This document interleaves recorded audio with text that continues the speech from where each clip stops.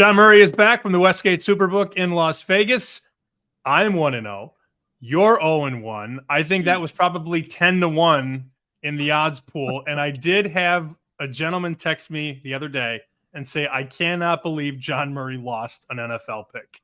That's where we're at, buddy. That's how good you did last year. People can't believe that you could possibly lose a refs game. Let me tell you this. I had a entry in the big NFL contest in town, across town. I had the Raiders. I had the Panthers as well on my card, which went 3-2. But yeah, I can lose in the NFL. Carolina, that was over immediately. The Raiders, they let me down. I thought, let's call it questionable kicking decisions, Sam. We'll call it that. And we'll say congratulations to Coach Harbaugh. I love the 4th-and-1 punt by your guy, Antonio Pierce, by the way. Interesting strategy. Interesting. You are now 15-4 in your last 19. That's how the touts would shape it. I wanted to get just a psychological question out of the way before we get to sharp info and our best bets. You've been there a long time in Vegas booking bets. What have you learned the most between week 1 and week 2 behind the counter?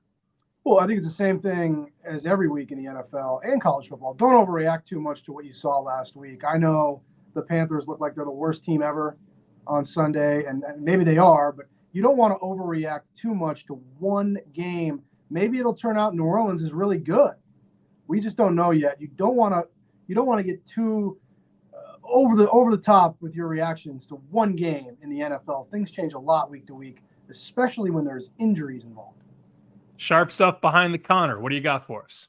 Minnesota for sure. They took Minnesota +6. They're at home against San Francisco. San Francisco off a short week. They handled the Jets on Monday night. Now they got to go on the road at the Vikings. I'll say that's one. Here's another one, Denver. They took Denver +3. Denver hosts Pittsburgh, who's off a good win in Atlanta last Sunday. Denver had a tough way to start their season going at Seattle. That was a tough game. Denver +3, a sharp side, Sunday afternoon. Yeah, that McCaffrey money, I knew it was going to come in against San Francisco once we saw that he was going to play, or not going to play, rather. And when you see the word Achilles on the injury report, that's certainly an issue. As for the SuperContest best bets, I'm going to go first here. I wanted 6. You guys are giving me 5.5, but I will take the points with Burrow and the Bengals. Yes, they're bad weeks 1 and 2, but damn, he's good against Kansas City. 3-1 straight up, 3-1 ATS, 9 touchdowns, 3 picks. Just shoot him up like a horse in that wrist, so he's going to be okay to throw the ball down the field. So I'm going to take 5.5 with the Bengals. What about you?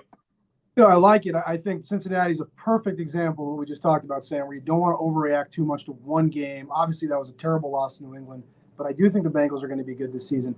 I'm going to go – who else could I pick after last week other than to go with Carolina? I'll take the 6 points. They're at home. I'm going to fade Jimmy Harbaugh again, and I'm going to go with the Carolina Panthers.